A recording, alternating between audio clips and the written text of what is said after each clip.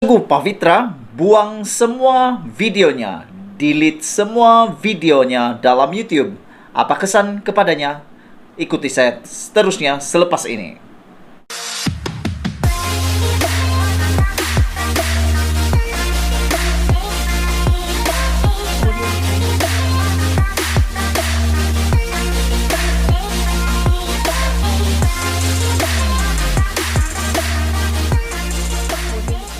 Halo, selamat malam, salam sejahtera. Terima kasih kena bersama dengan saya sekali lagi di Nazilin Unity Channel.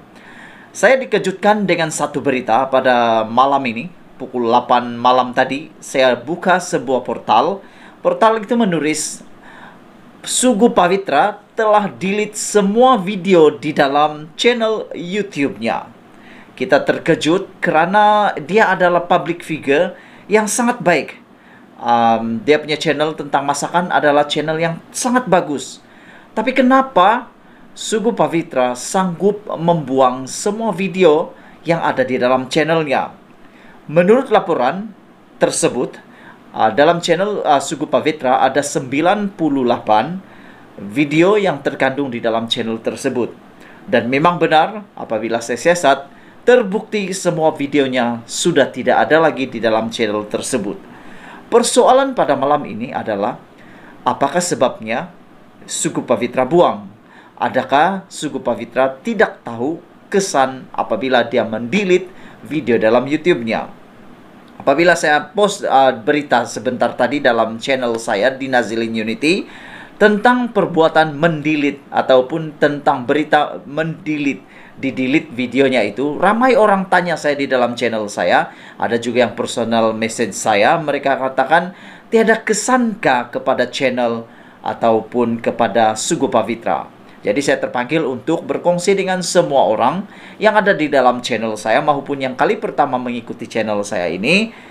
Saya akan menjawab apakah kesan Sugu Pavitra mendelete videonya di dalam YouTube. Tapi saya akan beritahu berdasarkan pengalaman saya sahaja. Jadi orang bilang, lebih baik kita mengajar seseorang, lebih baik kita berkongsi ikut pengalaman kita sendiri. Baik, ada 3 kesan yang akan berlaku apabila video di-delete daripada channel YouTube. Jadi ini akan berlaku kepada Sugu Pavitra punya channel juga. Tapi sebelum itu saya ingin memohon maaf terlebih dahulu. Di dalam video sebelum ini, saya tersilap banyak kali tersebut tentang nama Sugu Pavitra. Banyak kali saya sebut Sugu merujuk kepada Pavitra, Pavitra merujuk kepada Sugu. Jadi rupa-rupanya Sugu itu adalah nama suaminya.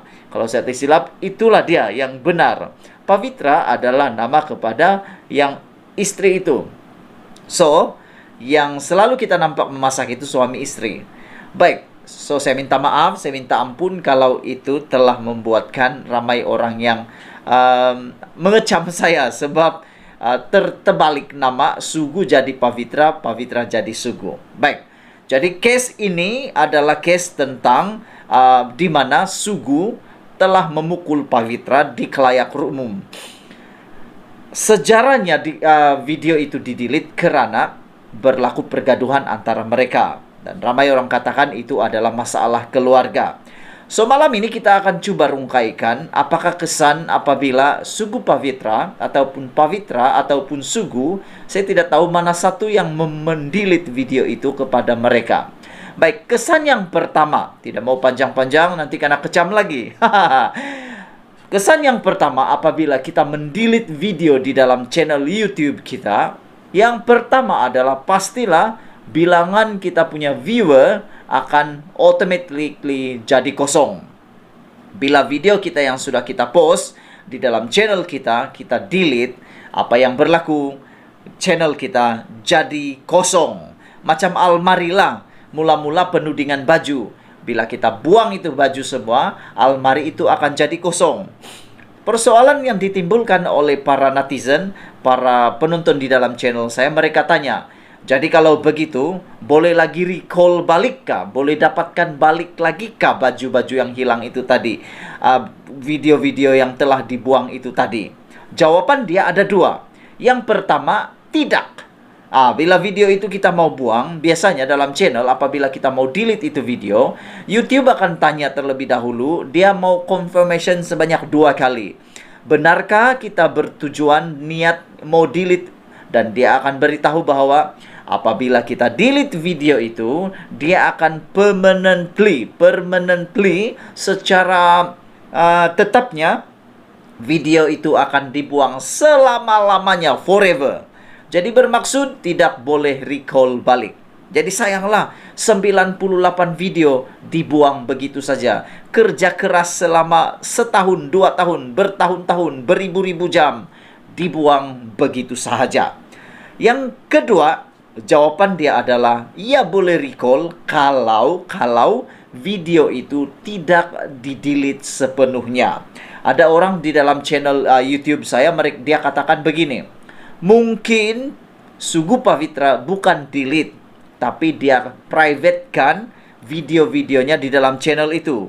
Jadi kalau di-privatekan videonya, bermaksud dia boleh recall balik bila sampai waktunya dia sudah reda hatinya, kemarahan ataupun reda mereka punya masalah keluarga itu, mungkin mereka akan recall balik video yang telah di-private kepada publik semula.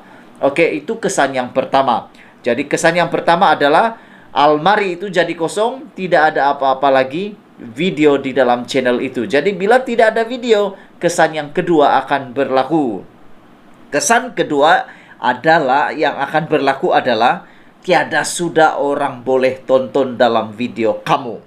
Maksudnya semua video yang sudah di-delete itu atau sudah di-privatekan itu tidak boleh ditonton oleh orang lagi. Ada orang tanya saya, Nazilin, kalau kita delete itu video, adakah almari kita itu saja yang akan kosong ataupun keseluruhan sistem YouTube itu, video itu akan hilang? Jawaban dia adalah keseluruhan YouTube, sistem YouTube, video itu akan hilang. Daripada yang dulu zaman Piramli sampai zaman sekarang, semuanya akan hilang apabila kita delete. Video yang kita delete itu akan hilang dari semua tempat, dari seluruh sistem. Bermaksud Sugu Pavitra hilang daripada YouTube. Tinggal dia punya almari saja ada, tapi dari segi videonya, kontennya, dia jadi kosong. Itu kesan yang kedua. Kesan yang ketiga tentulah melibatkan pendapatan uang, gajinya. Jadi dengan kata lain, Sugu Pavitra tidak akan ada gaji di YouTube lagi. Saya bahasakannya sebagai gaji karena ramai orang di dalam YouTube menyebut pendapatan di YouTube itu sebagai gaji. Karena kami bekerja, sebenarnya kita bekerja tapi secara alam maya saja. Kita bekerja dan dibayar oleh YouTube melalui Google AdSense dan itu disebut sebagai pendapatan atau ramai orang cakap, saya punya idola dulu sebagai pemula dahulu, Bro Jepse. Kamu mungkin pernah nampak dia dari Sabahan. Apabila kita tidak ada konten lagi di dalam channel YouTube kita, bermaksud kita tidak dibayar gaji lagi karena channel kita tidak bekerja lagi karena tidak ditonton orang lagi. Jadi kesan yang ketiga, tentulah dari segi keuangan tidak ada lagi pendapatan untuk Sugu Pavitra Channel. Yang menjadi persoalan kita malam ini, Sugu sudah berhenti kerja karena mau tumpukan fokus pada YouTube.